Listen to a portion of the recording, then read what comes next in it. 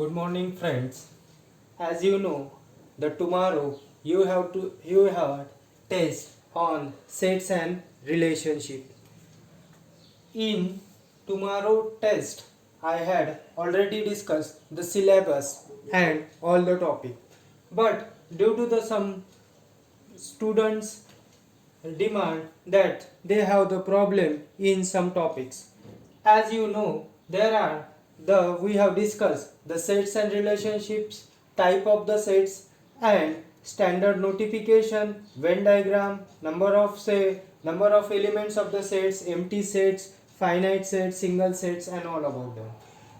In revision class, we have to discuss only the theme of the chapter. That is, first we have to define the sets and relationship. In first lecture, we have defined the set. What is mean by set? Set is defined as the well collection of the objects. Set क्या है? Set से well collection of the objects है. जैसे आप 1, 2, 3 ये elements है. ये क्या है? नंबर्स ऑफ द कलेक्शन है. इसे भी आप सेट कह सकते हैं. बी नाम का कोई तो भी सेट्स है जिसमें ए बी सी ये क्या है? इंग्लिश अल्फाबेट्स है. मतलब सेट क्या है? Set is defined as the well collection of the objects. उसके बाद हमने देखा था कि सेट हमेशा ही आपको रिप्रेजेंट करना है कैपिटल लेटर से. Set is always denoted by capital letter and the ये इन्हें क्या कहा जा सकता है? इन्हें आप एलिमेंट्स कहते हैं, मेंबर्स भी कहते हैं या फिर ऑब्जेक्ट्स भी कहा जाता है. मीन्स इनके क्या है? तीन नाम है, elements, members and objects. Set is always represented by capital letters. उसके बाद हमने नेक्स्ट कंसेप्ट सीखा था belongs to and does not belongs to. If one is the element of the set A, then we can mathematically represent it as 1 belongs to set A. 1 क्या है? belongs कर रहा है सेट A से. इसका ही मतलब है 1 जो एलिमेंट्स है ये सेट A में क्या है? प्रेजेंट है. उसके बाद हमने कहा था does not belongs to. does not belongs to आप अगर सेट A देख रहे हो, अगर मैं लिखता हूँ 4 जो है ये डज नॉट बिलोंग्स कर रहा है सेट ए से, और बिलोंग्स टू को आप हमेशा ही रिप्रेजेंट करेंगे ये वाले सिंबल से. इसे कहते हैं बिलोंग्स टू. और जब डज नॉट बिलोंग्स टू को अगर आपको रिप्रेजेंट करना है तो आप इसको एक क्रॉस लाइन करके इसे कहते हैं डज नॉट बिलोंग्स टू. उसके बाद हमने देखा था type of the set. There are lot of 3 types of the sets that we have discussed already, but in revision class we have to discuss only the theme of the types. That is, first one is roster or tabular method. first क्या है आपका? roster और tabular method है.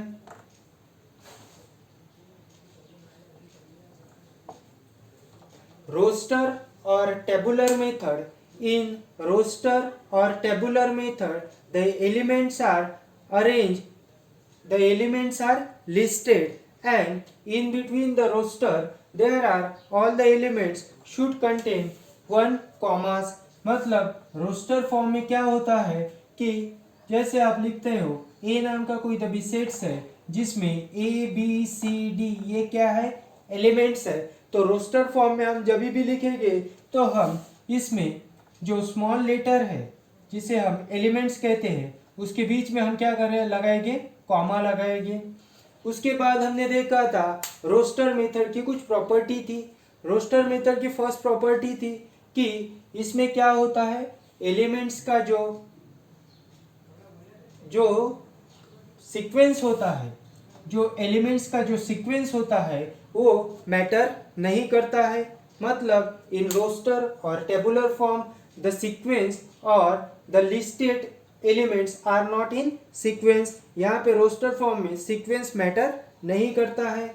उसके बाद हमने इसकी दूसरी प्रॉपर्टी देखी थी कि रोस्टर और टेबुलर मेथड में जब भी आप रिप्रेजेंट कर रहे हो तो ओनली वन टाइप ही आप एलिमेंट्स रिप्रेजेंट कर रहे हो, A B C D and B. ऐसा अगर कोई भी सेट है, अगर आपको इसको रोस्टर फॉर्म में लिखना है तो आप इसे लिखेंगे ए बी सी और डी, और उसके बाद देखोगे कि बी यहाँ पे भी रिपीट है, बी यहाँ पे भी रिपीट है। जब भी आप रोस्टर फॉर्म में लिखोगे और एलिमेंट रिपीट हो रहे हैं तो आप उसको एलिमेंट को आपको क्या है, काट देना है, या फिर आपको उसको नहीं लिखना है। ये था आपका रोस्टर मेथड और टेबुलर मेथड। रोस्टर मेथड पहचानने की बेसिक ट्रिक्स है कि जहाँ कहीं भी कॉमास लगा है, ये आपका रोस्टर मेथड में ही कॉमा लगता है। Roster method always begins and ends with the curly brackets. उसके बीच में क्या होना चाहिए, कर्ली ब्रैकेट्स होना चाहिए। रोस्टर मेथड में सीक्वेंस मैटर नहीं करता, रिपीटेशन ऑफ एलिमेंट नहीं होते हैं। उसके बाद नेक्स्ट हमको देखना है set builder form. Set builder form में कैसा होता है, सेट बिल्डर फॉर्म में जो एलिमेंट्स रहते हैं उसकी कुछ ना कुछ प्रॉपर्टीज रहती है। मतलब सेट बिल्डर फॉर्म में कैसा होगा, ये जो सेट में जो एलिमेंट्स है उसकी क्या होगी, कुछ ना कुछ प्रॉपर्टी होगी। जैसे मैं यहाँ पे लिखता हूँ ए नाम का कोई तभी सेट है और जिसमें ए ई आई ओ यू ये क्या है, एलिमेंट्स है। ये आपका हो गया रोस्टर मेथड। रोस्टर मेथड कैसे होगा, क्योंकि इन दोनों हर एलिमेंट के बाद क्या है, कॉमास है। इसको हमें लिखना है सेट बिल्डर फॉर्म में। जब भी हम इसे सेट बिल्डर फॉर्म में लिखोगे तो जो नाम यहाँ पे है वही नाम हम यहाँ पे लिखेंगे। उसके बाद हम क्या लिखेंगे, कर्ली ब्रैकेट्स लगाएंगे। उसके बाद आप यक्स लिखेंगे। यक्स क्या है, एलिमेंट्स है। यक्स को आपको डिफाइन करना है, यक्स बिलोंग्स टू। यक्स क्या है, यक्स ओवेल्स है, तो हम इसे भी करके भी लिख सकते हैं। मतलब यक्स क्या है, यक्स बिलोंग्स टू ओवेल्स है। ओवेल्स किस में आते हैं, इंग्लिश अल्फ़ाबेट में। लास्ट लेक्चर में हम डिस्कस कर चुके हैं कि इंग्लिश में 26 अल्फ़ाबेट्स है, जिसमें कंसोनेंट 21 है और ओवेल कितने हैं, 5 ओवेल्स है। ये हम ऑलरेडी डिस्कस कर चुके हैं। मतलब सेट बिल्डर फॉर्म में अगर आपको कहना है तो सेट बिल्डर फॉर्म में आप कह सकते हो कि इसमें जो एलिमेंट्स रहेगी इसमें कुछ ना कुछ प्रॉपर्टीज रहने वाली है। मतलब in set builder form there should possesses some common properties. जैसे आपने बी नाम का कोई तो भी सेट लिखा है और जिसमें 1 2 3 सो ऑन अप टू 5 अगर आप लिखते हो, अगर आपको इसको सेट बिल्डर फॉर्म में लिखना है, जो नाम सेट का यहाँ पे है वही नाम आप यहाँ पे लिखोगे। उसके बाद कर्ली ब्रैकेट्स लगाओगे। उसके बाद आप यक्स लिखोगे। अगर आप यहाँ पे यक्स लिखते हैं तो यक्स आपको क्या करना है, डिफाइन करना है। यक्स क्या है, नेचुरल नंबर है। यक्स बिलोंग्स टू क्या होगा, फिर नेचुरल नंबर होगा। यक्स क्या है, एलिमेंट्स है। यक्स के अंदर क्या प्रॉपर्टी है, यक्स जो है ये नेचुरल नंबर है। लेकिन नेचुरल नंबर का अगर आपको कॉन्सेप्ट लास्ट लेक्चर में आपने देखा है तो नेचुरल नंबर स्टार्ट होते हैं 1 से और सो ऑन अप टू जाते हैं इन्फिनिटी तक, लेकिन हमें यहाँ पे रिप्रेजेंट करना है ओनली 4 तक। तो हम लिखेंगे कि यक्स क्या है, यक्स इज लेस देन और इक्वल टू 4 है। यक्स क्या है, लेस देन और इक्वल टू 4 है। मतलब इसमें क्या होगा, यक्स का स्टार्टिंग पॉइंट क्या होगा, 1 होगा और एंडिंग पॉइंट क्या होगा, 4 होगा, क्योंकि ग्रेटर देन भी है। यक्स क्या है, लेस देन भी है और इक्वल भी है, उसी वजह से आप यहाँ पे 4 लिखोगे। उसके बाद हमने देखा था स्टैंडर्ड। कुछ ना कुछ लेटर्स थे मैथमेटिक्स में जिसे हम स्टैंडर्ड फॉर्म में लिखते हैं। जैसे n है नेचुरल नंबर, n हमेशा हम रिप्रेजेंट करेंगे सेट में, that is the natural number.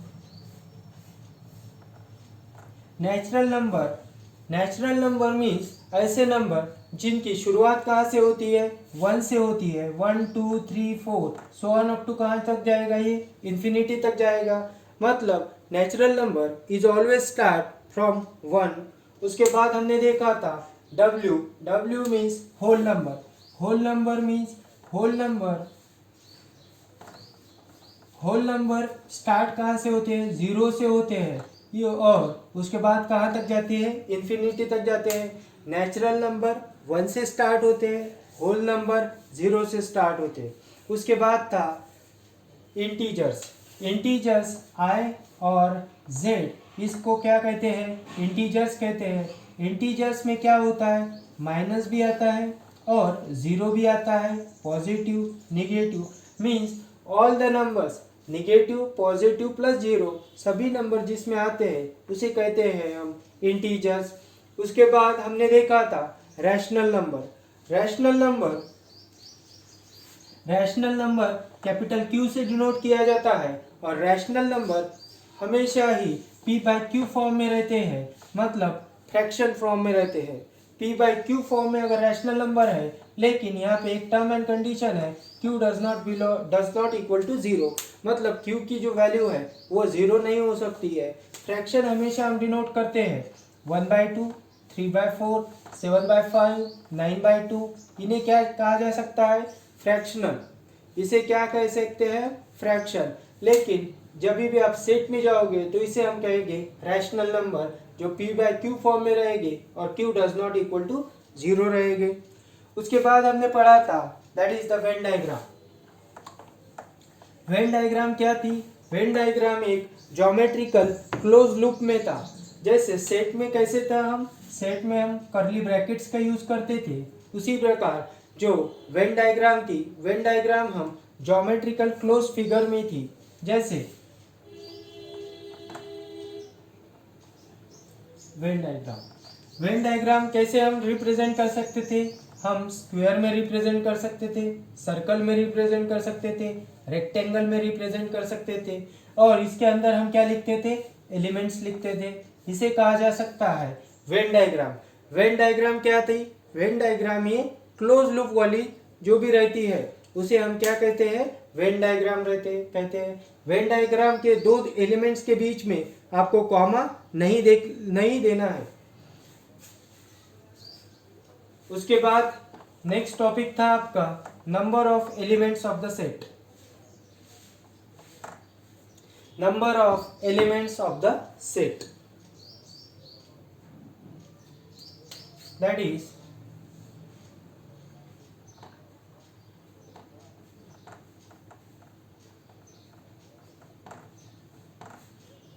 Number of elements of the set. Number of elements of the set, अगर मैं बी नाम का कोई तभी सेट लिखता हूँ जिसमें 1, 2, 3 और 4 ये क्या है, एलिमेंट्स है। अगर आपको इस सेट का नंबर ऑफ एलिमेंट्स अगर लिखना है तो आप इसके लिख सकते हो number of elements of set B is equal to, ये बी सेट में कितने एलिमेंट्स हैं, 1, 2, 3, 4। यहाँ पे आप लिख सकते हो number of elements of the set B is equal to 4। वैसे हम सेकंड एग्जांपल लिख सकते हैं, z नाम का कोई तो भी सेट है और जिसमें ए बी सी ये क्या है, एलिमेंट्स है। अगर आपका इसका number of elements of the set z निकालना है तो आपको इनमें जो एलिमेंट्स है इनको आपको क्या करना है, काउंट करना है। तो इसको हम काउंट कर सकते हैं, that is number of elements of the set z is equal to क्या है, 3 एलिमेंट्स है, 1, 2, 3। तो number of elements of the set z कितना होगा आपका, 3 होगा। उसके बाद हमने पढ़ा था that is the empty set. What is the meaning of empty set, empty set मतलब ऐसा सेट जो कैसा है, खाली है और उसमें क्या है, कुछ भी नहीं है। मतलब एम्प्टी सेट का मीनिंग होता है एम्प्टी सेट। एम्प्टी मीन्स खाली, जिस सेट में कोई भी एलिमेंट प्रेजेंट नहीं है उसे हम कह सकते हैं एम्प्टी सेट।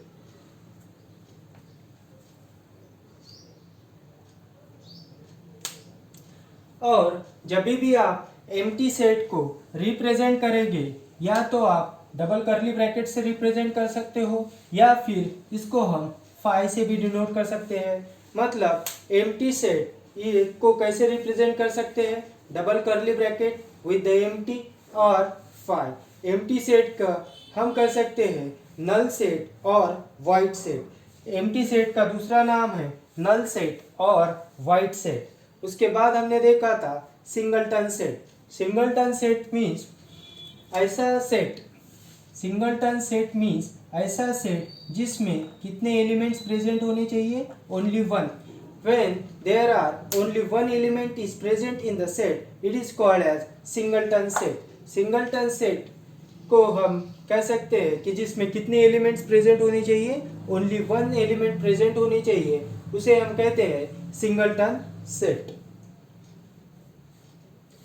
उसके बाद नेक्स्ट था हमारा फाइनाइट सेट। फाइनाइट सेट का मतलब है कि ऐसे सेट जिसमें क्या हो? बाउंडेशन हो, मतलब जिसका एंड पॉइंट आपको पता हो।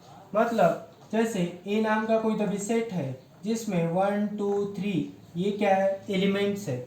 ए नाम का कोई भी सेट्स है जिसमें 1 2 3 ये क्या है? एलिमेंट्स है। इसको हम क्या कह सकते हैं? Finite set. क्यों? क्योंकि इसका लास्ट जो पॉइंट है 3 ये हमें पता है। इसीलिए फाइनाइट सेट में क्या होता है? फिक्स नंबर ऑफ एलिमेंट्स होते हैं। फिक्स नंबर ऑफ एलिमेंट्स होते हैं या फिर ऐसे एलिमेंट्स होते हैं जो काउंटेबल हो सकते हैं। सपोज मैंने बी नाम का कोई भी सेट लिया और जिसमें 1 2 3 सो ऑन अप टू 1000 लिखा, क्या ये फाइनाइट सेट हुआ? डेफिनेटली ये फाइनाइट सेट है, क्योंकि लास्ट जो नंबर है 1000 ये काउंटेबल है। आप इसे क्या कर सकते हो? काउंट कर सकते हो। इसीलिए हम इसको कहते हैं फाइनाइट सेट।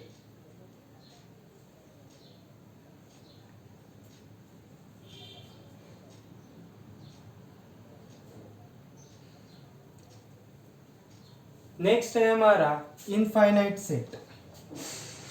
इनफाइनाइट सेट जो वर्ड है वही आपको डिनोट करेगा, जो फाइनाइट है उसके अपोजिट क्या है? इनफाइनाइट है। मतलब इनफाइनाइट सेट्स आर दो sets that is not countable.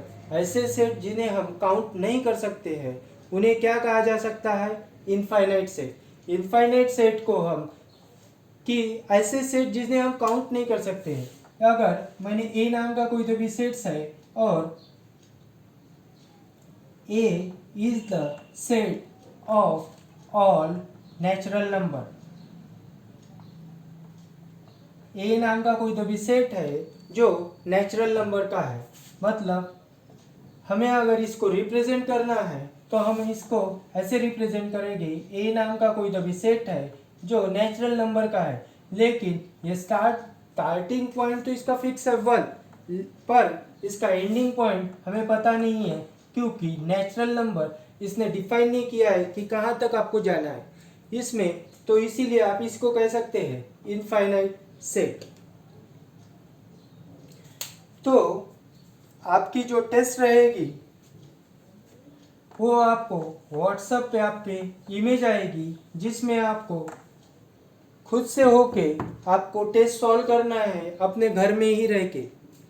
आपको अपनी जो टेस्ट है वो आपको घर में रह के ही सॉल्व करनी है, और आपका जो टेस्ट पेपर रहेगा उसको आपको ऐसा, आपका टेस्ट पेपर अगर है तो यहाँ पे सब्जेक्ट है और उसके बाद आपको क्वेश्चन चालू होगा। तो आपको क्या लिखना है? ये जो क्वेश्चन है इसको आपको क्वेश्चन 1, क्वेश्चन 2, क्वेश्चन 3, क्वेश्चन 4 ऐसे कितने क्वेश्चन है। तो आप जब भी आंसर अपना राइट करोगे तो ये आपकी आंसर शीट अगर है तो आपको लिखना है यहाँ पे सबसे पहले सब्जेक्ट, और उसके बाद आपको लिखना है नेम। यहाँ पे आपको नेम लिखना है, और उसके बाद यहाँ पे जो फर्स्ट नंबर का क्वेश्चन है उसको आपको लिखना है फर्स्ट नंबर क्वेश्चन आंसर। आपको क्वेश्चन रिपीट नहीं करना है, क्वेश्चन देखना है और उसका आंसर आपको क्वेश्चन नंबर 1 आंसर करके यहाँ पे आपको आंसर लिखना है। और यहाँ पे मस्ट है कि आप अपना जो नाम है, जो नाम आपका है वो आपको क्लियर और विजिबल लिखना है। उसके बाद दूसरा, ये जो टेस्ट पेपर है ये आपके ग्रुप पे व्हाट्सएप में इमेज के रूप में आएगा। मतलब ये इमेज आएगी आपको व्हाट्सएप पे, जो आपका क्वेश्चन पेपर रहेगा उसको आपको देखना है और अपना जो आंसर शीट है उसको आपको सॉल्व करना है। उसके बाद जब आपका पेपर कंप्लीट हो जाएगा इसमें कुछ ना कुछ टाइम बाउंडेशन रहेगा, 30 मिनट्स, 20 मिनट्स और 40 मिनट्स। वो टाइम बाउंडेशन ख़त्म होने के बाद आपको क्या करना है, इस जो आपकी जो आंसर शीट है इसका आपको क्या करना है, इसका फ़ोटो लेना है और ये आपको अपना जो ग्रुप्स है उस पर आपको शेयर करना है। अगर उस पर वो शेयर नहीं हो रहा है तो आपको मेरा जो पर्सनल नंबर है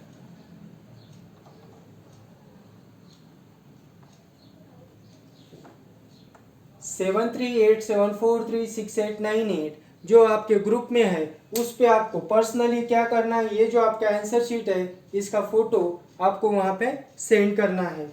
जो भी स्टूडेंट टेस्ट अटेम्प्ट नहीं करेंगे उनके पेरेंट्स को इन्फॉर्म किया जाएगा।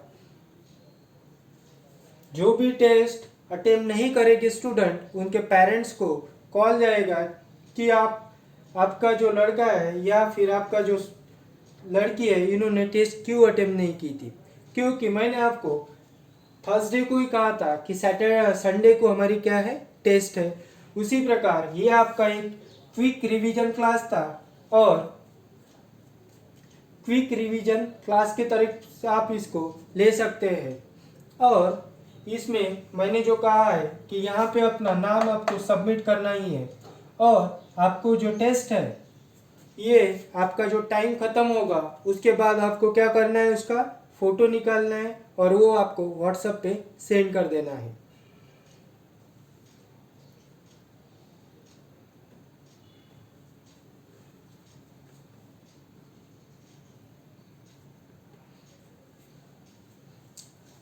अगर आपको कुछ भी दिक्कत आ रही है टेस्ट में या फिर कोई भी टॉपिक आपका छूटा है तो आप जो वीडियो अपलोडेड है ऑलरेडी यूट्यूब पे आप उन्हें जाइए और ज़्यादा से ज़्यादा देखिए ताकि आपका जो कॉन्सेप्ट, ये तो क्विक रिवीजन क्लास था इसीलिए मैंने आपको सब कुछ ओरली कहा है।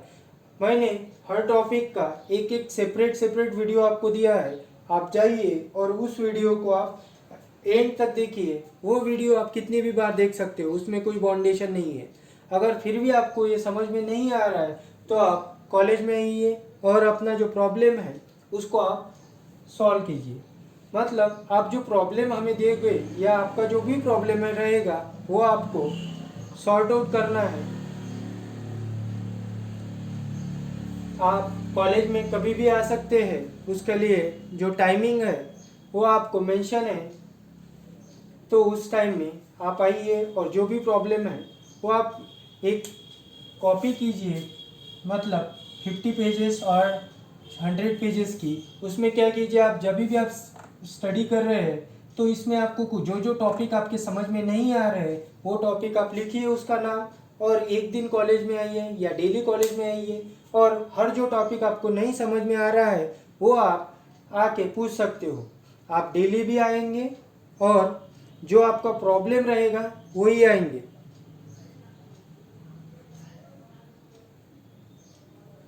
लाइब्रेरी में 10-10 के बैच में आप आ सकते हो।